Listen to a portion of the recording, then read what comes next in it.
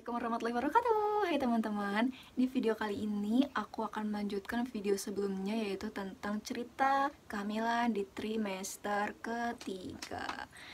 Nah, di sini aku akan bahas apa-apa aja yang harus kalian persiapkan setelah kehamilan trimester kedua dan menjelang kehamilan trimester ketiga.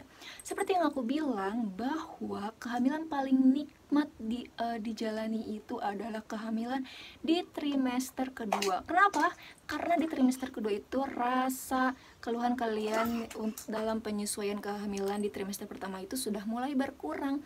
Dan di trimester kedua juga kalian udah mulai bisa menikmati perjalanan-perjalanan atau liburan, karena itu adalah kondisi paling aman untuk kalian bepergian.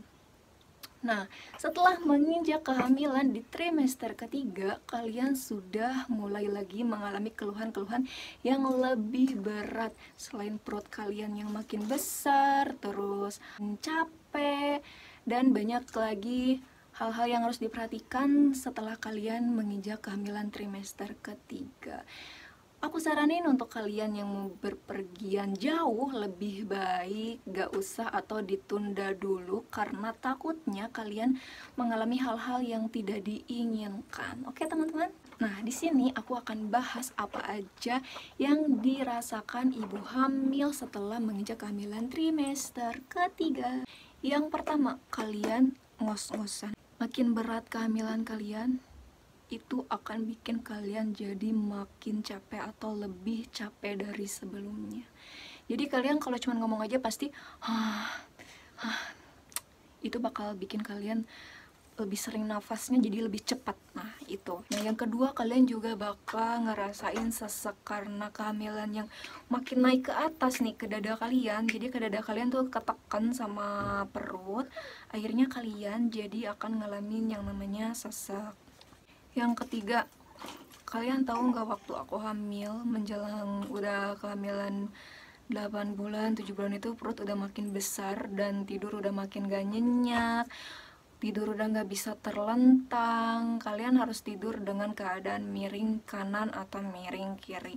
Kadang juga aku sering banget ngalamin yang namanya tidur duduk, jadi kayak nyender gitu loh pakai bantal, dan itu juga masih kayak ngerasain sesek.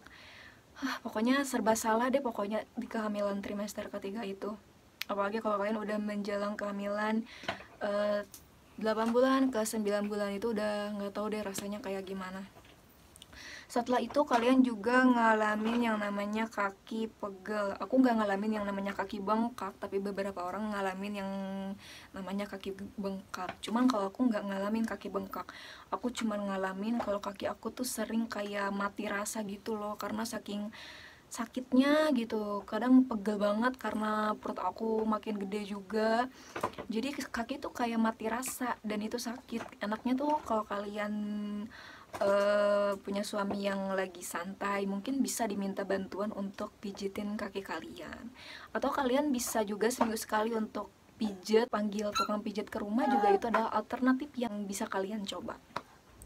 Setelah itu asam lambung naik. Nah di sini aku sering banget ngalamin yang namanya kayak mual banget. Jadi kayak kalian kembali lagi ke trimester pertama. Kalau trimester pertama itu kan hormon, kalau trimester ketiga ini lebih ke karena perut kalian makin besar, jadi kayak lambung kalian ketekan, dan itu bikin asam lambung kita jadi naik, jadi lebih sering mual. Nah setelah itu tulang punggung sakit. Pastinya tulang punggung kalian itu sakit karena beban yang kalian tanggung itu lebih berat dari sebelumnya. Karena selain bayinya tambah besar, juga air ketuban juga banyak, atau darah juga makin banyak. Pokoknya banyak banget hal-hal yang mempengaruhi berat badan kalian makin naik, atau kalian jadi tambah berat. Setelah itu kalian juga sering anyang-anyang, jadi kayak pengen pipis tapi pas ke WC kalian gak pengen banget gitu. Seperti yang aku bilang, perut kalian juga bakal ngalamin tekanan di kandung kemih yang bikin kalian sedikit-sedikit pengen pipis, sedikit-sedikit pengen pipis. Kadang juga kayak pengen pipis tapi pas di WC nggak pipis gitu. Nah, bakal sering kayak gitu. Jadi aku saranin untuk kalian lebih banyak minum air putih di siang hari dan kurangi minum di malam hari. Kenapa? Karena semakin besarnya kehamilan itu, kalau kalian sering minum di malam hari akan bikin kalian bolak-balik WC. Jadi itu bakal ganggu banget sama waktu istirahat kalian. Setelah itu perut gatal. Nah, perut gatal ini sebenarnya karena perut kalian merenggang. Nah, karena merenggang itu perut kalian jadi kering dan itu penyebab gatalnya. Jadi aku saranin untuk kalian sering-sering pakein perut kalian itu kayak lotion atau enggak kayak minyak zaitun. Kalau aku dulu biar kulit aku nggak kering dan gak gatal tuh caranya olesin si minyak zaitun ke perut kalian sambil dielus-elus. Nah, itu akan mengurangi gatal-gatal di perut kalian yang makin merenggang. Suka ada mitos yang mengatakan bahwa kalau perut ibunya gatal itu katanya adik bayinya tuh lagi tumbuh rambut, padahal bukan karena itu ya. Itu kayak gak nyambung aja gitu. Pokoknya abaikan mitos-mitos yang gak ada logikanya. Aku lebih percaya yang logis aja dibanding yang kayak mitos-mitos yang gak ada buktinya dan gak ilmiah ya. Kayak gitu. Selanjutnya adalah stretch mark. Nah, stretch mark ini aku nggak ngalamin yang namanya stretch mark sebenarnya. Gak kelihatan di perut aku. Setiap kali aku ngaca, aku gak ngeliat ada stretch mark di perut aku. Tapi ternyata aku ngalaminnya di daerah yang lain. Aku sebenarnya nggak nyadar kalau itu stretch mark, kayak nggak kelihatan karena tertutup. Yang pertama di selangkangan. Nah, karena kayaknya di kehamilan makin tua, jadi kayak perut aku tuh turun ke bawah dan itu bikin selangkangan aku tuh kayak nahan gitu loh, kayak nahan beban, dan itu terjadi di paha aku. Dan aku menyesal sekarang karena sebelum kehamilan aku karena gak lihat akunya, jadi aku nggak pakaiin itu lotion atau minyak zaitun. Akhirnya sampai sekarang stretch mark itu susah banget dihilangin. Setelah di selangkangan ada di daerah pinggul. Nah, di situ juga aku ngalamin yang namanya stretch mark yang lebih parah, kayak ada urat-urat keluar gitu. Dan apalagi itu aku nggak nyangka banget kalau aku bakal ngalamin stretch mark di pinggul. Susah banget disembuhinnya. Jadi aku saranin buat kalian yang belum menginjak atau sebelum kalian menyesal, lebih baik kalian sering-sering olesin lotion atau minyak zaitun ke daerah-daerah perut, selangkangan, paha, pinggul, karena itu rawan banget namanya stretch mark. Setelah itu gerah, bener-bener ibu hamil yang makin besar kehamilannya itu bener-bener gerah banget. Kalian bakal ngalamin yang namanya kegerahan atau kepanasan yang menurut aku nggak wajar, tapi menurut orang lain itu wajar karena orang lagi hamil. Jadi waktu setiap kali aku tidur, aku nggak bisa banget selimbutan. Jadi setiap kali aku mau tidur, aku selalu nyalain kipas angin yang sampai angin paling gede gitu. Sedangkan suami aku pakai selimut sambil dia kedinginan. Tapi aku nggak ngalamin yang namanya adem gitu. Tetap aja panas, padahal itu udah kipas angin tuh udah pakai yang paling gede gitu. Nah, karena kehamilan di trimester ketiga ini, si kepala bayi udah turun ke panggul dan kaki udah mulai naik ke atas. Akhirnya aku ngalamin yang namanya sering banget sakit tulang rusuk atau kayak perut atas aku tuh kayak ditendang. Itu bikin aku kayak teriak seketika karena itu bikin kaget, bener-bener bikin kaget. Dan aku sedikit cerita, di trimester 3 waktu itu, waktu aku menginjak kehamilan usia 6 bulan, aku kan USG, dan waktu USG tuh dokter mengatakan bahwa bayi aku tuh masih sungsang, jadi kayak kayak kepala di kiri, kakinya ada di kanan.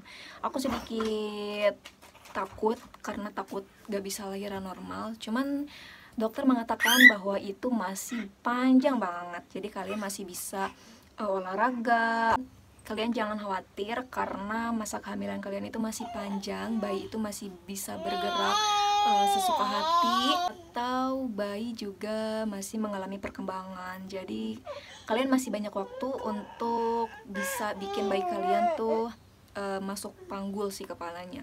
Nah, setelah kalian memasuki kehamilan di trimester ketiga ini, umumnya di 35 weeks kalian udah bakal ngalamin yang namanya kontraksi.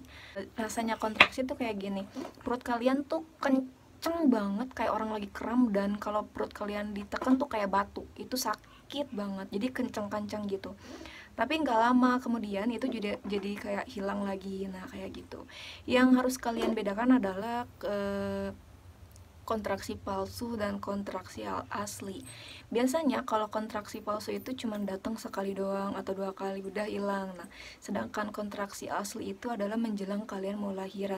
Jadi sakitnya akan lebih sering dan sakitnya itu akan makin lama tuh makin meningkat sakitnya. Nah, itu namanya kontraksi asli. Nah, buat temen-temen yang udah ngalamin kontraksi di 35 weeks, kalian jangan khawatir karena itu normal. Jadi kalian tuh jangan khawatir karena itu sebagai latihan kalian menghadapi kontraksi yang sesungguhnya. Di kehamilan tua ini juga kalian bakal ngalamin yang namanya mules. Jadi perut kalian tuh sering mules, kayak mules pengen pup gitu. Itu akan lebih sering, apalagi kalau kalian udah mau menjelang lahiran. Nah, buat teman-teman, kapan sih normalnya bayi lahir itu? Bayi siap lahir itu adalah di usia kehamilan 37 minggu ke atas. Nah, buat teman-teman, kalau misalnya ada rencana buat sesar, kalian bisa sesar di usia kehamilan 37 minggu, dan kalian boleh mempersiapkan itu gitu. Tapi kalau kalian lahiran di bawah 37 minggu, bisa dikatakan itu adalah prematur. Jadi aku saranin untuk kalian sering menjaga kehamilan kalian minimal sampai 37 minggu. Dan paling idealnya kelahiran itu adalah di usia kehamilan 38 minggu. Nah, biasanya kehamilan itu maksimal adalah 42 minggu dulu, tapi sekarang itu paling maksimal 41 minggu. Nah, buat teman-teman yang berencana untuk USG 4 dimensi, aku saranin kalian USG di kehamilan 7 bulan atau 8 bulan, karena ketika kalian udah memasuki kehamilan 36 minggu, itu kadang susah banget ngedapetin si muka bayinya, karena di kehamilan 35 minggu tuh bayi udah kayak masuk panggul gitu. Jadi aku saranin untuk kalian USG 4 dimensi di usia kehamilan 6 bulan, 7 bulan, atau 8 bulan. Kalau 9 bulan itu akan bikin kalian sedikit kecewa karena dokter udah susah ngeliatin muka bayinya. Oke? Nah teman-teman, segitu dulu video dari aku. Assalamualaikum warahmatullahi wabarakatuh. Bye-bye.